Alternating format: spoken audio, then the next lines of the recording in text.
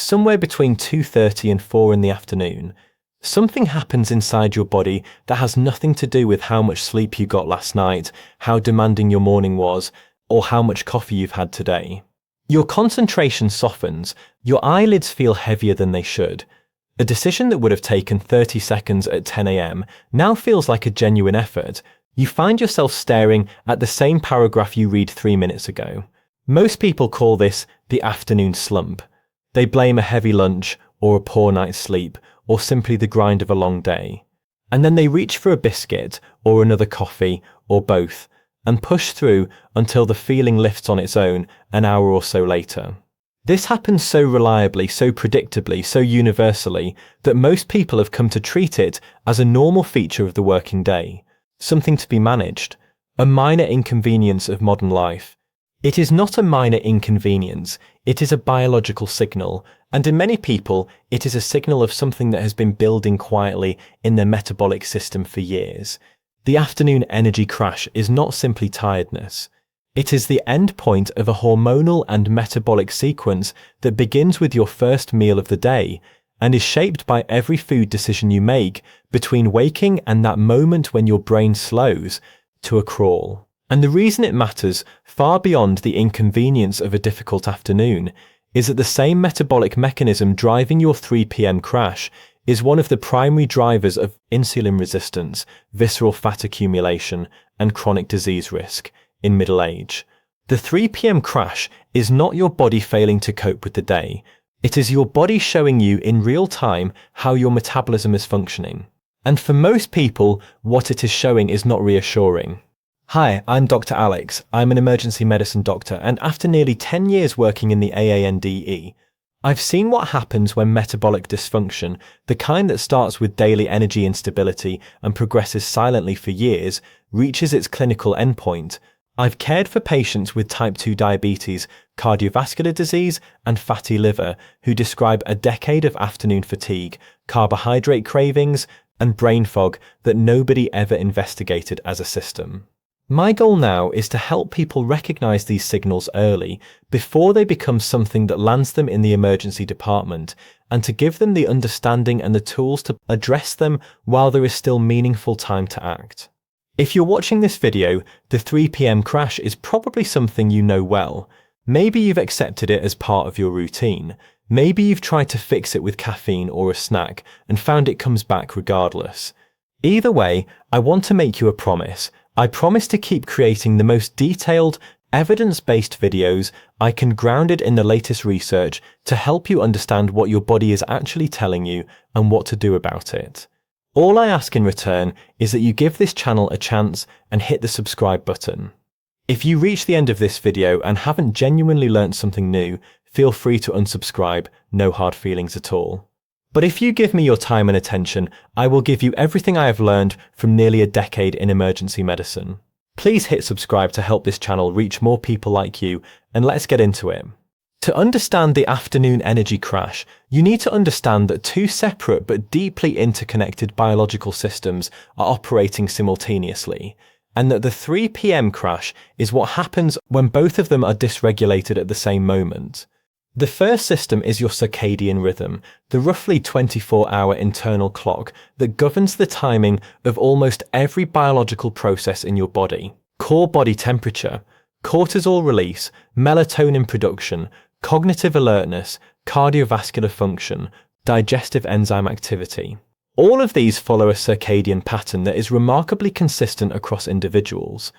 One feature of human circadian biology that is well established in the research but rarely discussed in everyday health conversations is a natural dip in alertness and core body temperature that occurs in the early to mid-afternoon, typically between 1 p.m. and 3 p.m. This dip is not a malfunction. It is a genetically conserved feature of human biology, present in virtually all cultures and observable even in people who have never napped, never eaten lunch, and who slept perfectly the night before. In the research literature, it is called the post-lunch dip, though it occurs even in the absence of lunch, which tells you something important. It is circadian in origin, not purely meal-related. The second system is glucose regulation. the complex hormonal machinery that keeps blood glucose within a tight range throughout the day. At the center of this system is insulin, released by the pancreas in response to rising blood glucose, and glucagon, released when glucose falls too low. Around this core operate a constellation of additional hormones: cortisol, which raises blood glucose in the morning to support waking alertness; adrenaline, which mobilizes glucose in response to acute stress; and GLP-1 and GIP.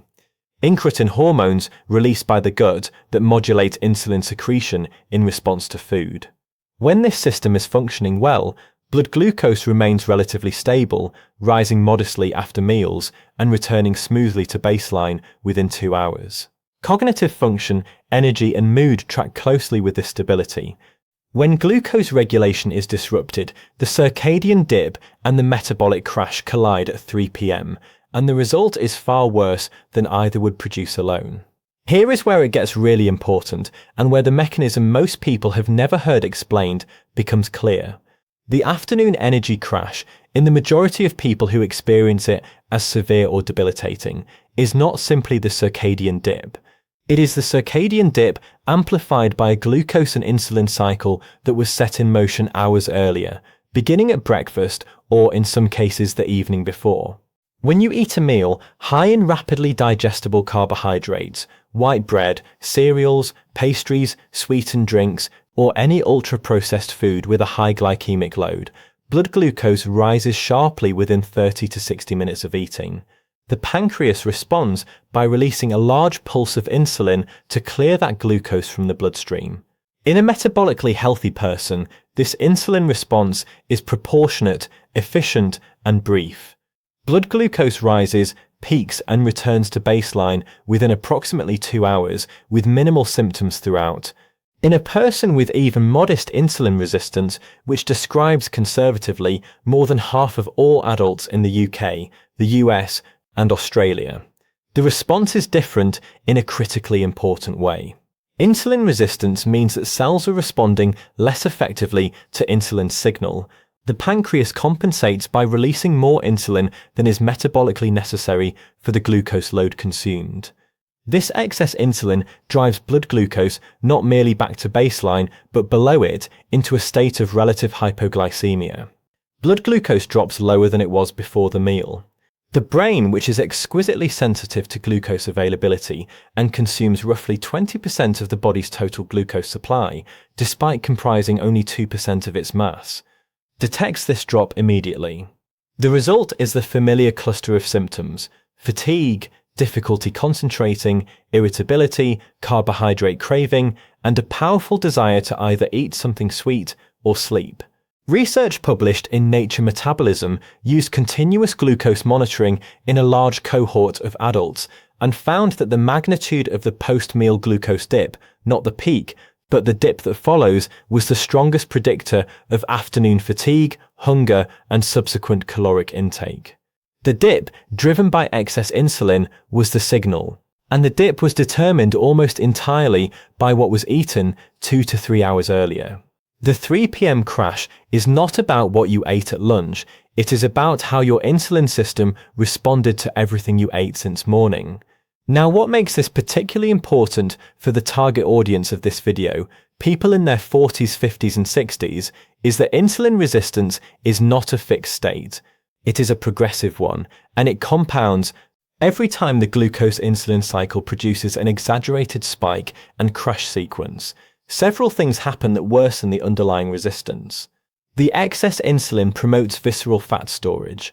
Visceral fat releases inflammatory cytokines that further impair insulin receptor function throughout the body. Impaired insulin receptors force the pancreas to produce even more insulin next time to achieve the same glucose clearing effect. And chronically elevated insulin, as we discussed in a previous video, promotes further visceral fat accumulation. The cycle reinforces itself with each repetition. What this means practically is that the person who has been experiencing the 3 p.m. crash for 5 or 10 years, who has normalized it, managed it with caffeine, and never investigated it, is likely experiencing a progressively worsening degree of insulin resistance. Their pancreas is working harder than it should for every carbohydrate-containing meal they consume. Their fasting insulin is probably elevated even if their fasting glucose and HbA1c have not yet crossed any diagnostic threshold. And the metabolic machinery that protects them against type 2 diabetes, cardiovascular disease, and accelerated cognitive decline is eroding, quietly, every single day. There is also a cortisol dimension that most people have never considered. Cortisol, the primary stress hormone, follows a circadian pattern, peaking sharply in the early morning to support waking alertness and declining throughout the day. In the early afternoon, cortisol is at its lowest point of the daytime cycle. Cortisol raises blood glucose by promoting gluconeogenesis, the production of glucose from non-carbohydrate sources in the liver. When cortisol is low and insulin has just driven blood glucose into a relative trough, there is no hormonal counterbalance available to stabilize it. The brain has nowhere to turn for rapid glucose support. The crash deepens. The 3 p.m. crash sits at the intersection of falling cortisol, a post-meal insulin overshoot, and the natural circadian alertness dip. For most people, all three are happening simultaneously, and only one of them is truly inevitable. And just very quickly, if you're finding this useful so far, please hit subscribe. It genuinely helps these videos reach more people who need this information. Right, let's continue. So let me name this clearly because I want it to land in practical rather than abstract terms. The reason your energy crashes after 3 p.m. and the reason it happens so reliably, so predictably, and so stubbornly, regardless of how much sleep you got or how much coffee you drink, is that your metabolic system has been set up for a crash since the first meal of your day. The insulin response to whatever you ate for breakfast and the blood glucose trajectory that followed determined the hormonal environment you were in by early afternoon. If that response was disproportionate, if your cells required more insulin than they should to clear a given glucose load, your blood glucose was driven into a relative trough at precisely the moment your cortisol was at its daily low, and your circadian clock was producing its natural alertness dip. 3 mechanisms converged. The crash was not a malfunction, it was a predictable consequence of a metabolic system under strain. The afternoon energy crash is a symptom. Insulin resistance is the diagnosis. And the standard response, another coffee, a biscuit, a short-term fix, addresses neither. This shows up in a few patterns that I recognize immediately from clinical conversations. The most common is the person whose morning begins with a breakfast that looks entirely reasonable by conventional standards. Toast, a bowl of cereal, a glass of orange juice, perhaps a yogurt, but that delivers a substantial glucose load within the first 30 minutes of the day. Blood glucose rises sharply, a large insulin pulse follows. By 10:30 or 11 a.m., blood glucose has dropped below the pre-breakfast baseline. The mid-morning biscuit with the coffee is not a lack of willpower. It is a hormonal instruction from a metabolic system that was already in a trough. By the time lunch arrives, the cycle has been primed for its afternoon repeat. The less obvious version is the person who eats what they would describe as a healthy lunch. A sandwich on whole grain bread, a piece of fruit, a low-fat yogurt, and who experiences their crash at 2:30 p.m. regardless. Whole grain bread raises blood glucose more modestly than white bread, but it still raises it. In a person with meaningful insulin resistance, even a moderate glucose load can produce an exaggerated insulin response and the subsequent dip. The healthfulness of a food by conventional measures and its glycemic impact on an insulin-resistant metabolism are not the same thing. Then there is the category that is perhaps most instructive. The person who skips breakfast entirely, eats a large lunch, and crashes hard by 3 p.m. In the absence of morning food, cortisol-driven gluconeogenesis keeps blood glucose reasonably stable through the morning. A large carbohydrate-rich lunch then delivers a significant glucose load at the precise moment the circadian alertness dip is beginning and cortisol is falling. The insulin response to that single large meal produces a deep postprandial glucose trough right on top of the circadian low point. The result is the most severe version of the afternoon crash. The 3 p.m. energy crash does not persist because of poor self-discipline or an insufficient effort to eat well. It persists because the dietary guidance that most people have been given, reduce fat, eat regular meals, include whole grains, drink fruit juice, was not designed with glucose and insulin dynamics in mind. It was designed around caloric balance and macronutrient ratios from an era before continuous glucose monitoring allowed us to see in real time exactly how individual foods affect blood glucose trajectories in individual people. The metabolic understanding that now exists in the research literature has not yet filtered into the everyday dietary advice that most people receive. That gap is not your responsibility to have already closed. It is the gap this video is designed to close. Now, so what is the solution? I want to frame this carefully because I am not advocating for any extreme dietary approach, any elimination protocol, or any single intervention that works identically for every person. Metabolism is individual. The degree of insulin resistance varies, and context, what else is happening in someone's life, health, and routine, matters enormously. What I am saying is that there are specific evidence-based adjustments to the timing, composition, and sequencing of meals that consistently flatten the glucose-insulin cycle, prevent the afternoon crash, and simultaneously address the underlying metabolic driver that is producing it. The single most impactful intervention for the afternoon energy crash is restructuring the first meal of the day. Breakfast is the meal that sets the hormonal context for the entire subsequent day. The initial glucose and insulin response in the morning determines the sensitivity of the metabolic system to every meal that follows. A high-carbohydrate breakfast, even one that appears healthy by conventional standards, initiates the spike crash cycle early, primes an exaggerated insulin response for the midday meal, and sets the trajectory toward the 3 p.m. trough. A breakfast centered on protein and fat, eggs, meat, fish, full-fat dairy, nuts, produces a dramatically different metabolic response. Protein and fat raise blood glucose minimally. They stimulate a modest proportionate insulin response. They support stable blood glucose for 3 to 4 hours after eating without the mid-morning trough that drives the 10:30 a.m. biscuit. And critically, they reduce the total insulin exposure across the day, giving insulin receptors a period of relative rest that improves their sensitivity over time. Research published in the American Journal of Clinical Nutrition found that a high-protein breakfast reduced post-lunch glucose spikes and late afternoon hunger more effectively than a high-carbohydrate breakfast matched for total calories, suggesting that breakfast composition sets a metabolic template that shapes the entire subsequent day. Think of breakfast as setting the thermostat for the day's metabolic temperature. A high-carbohydrate breakfast turns the dial toward instability from the first hour. Protein and fat keep it steady.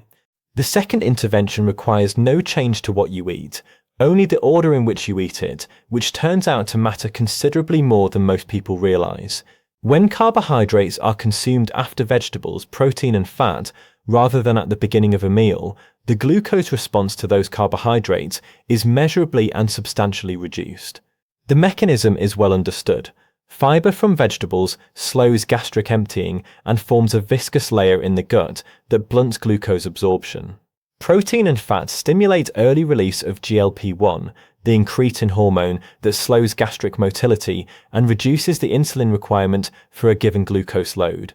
By the time the carbohydrates reach the small intestine, the absorptive environment has been modified to produce a slower, lower, more stable glucose rise. Research published in Diabetes Care demonstrated that consuming vegetables and protein before carbohydrates at the same meal reduced the post-meal glucose peak by approximately 37% and the insulin response by approximately 20% compared to eating the same foods in the conventional order.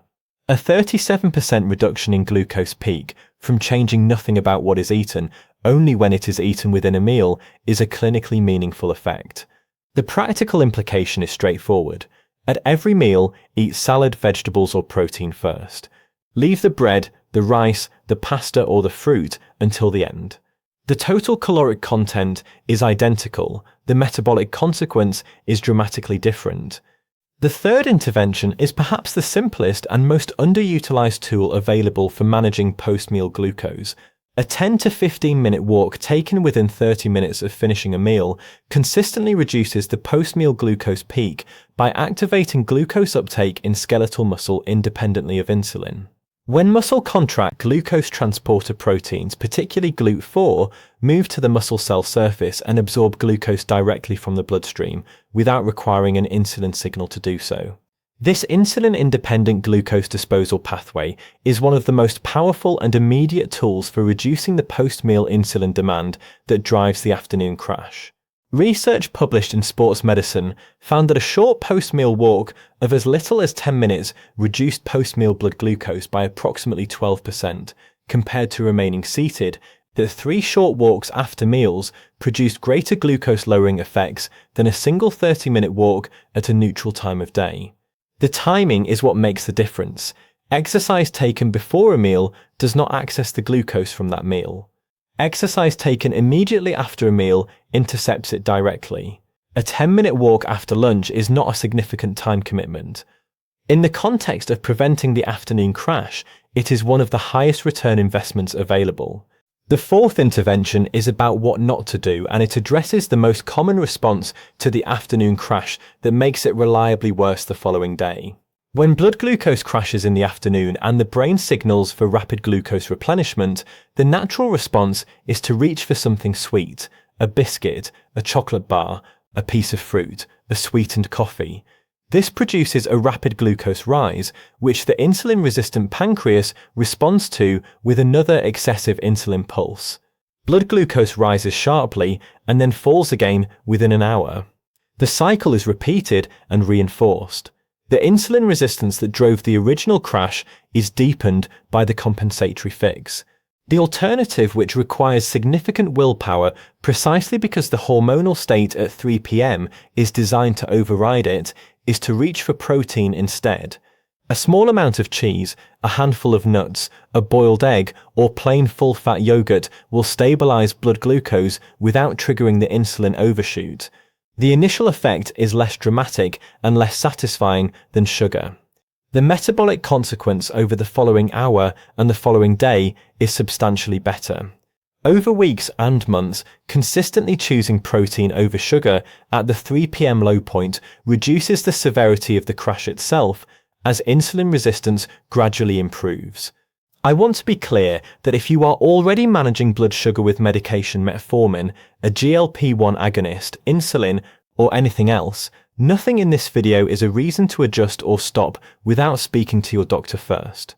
For many people on blood sugar medication, the dietary and lifestyle changes described here can be powerfully complementary, and in some cases, people find that their medication requirements change as their insulin sensitivity improves.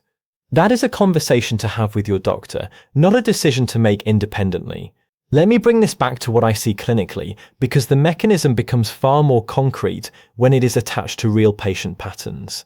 In emergency medicine, we do not typically see the early stages of metabolic dysregulation, the afternoon crashes, the mid-morning cravings, the progressive difficulty managing energy through the day.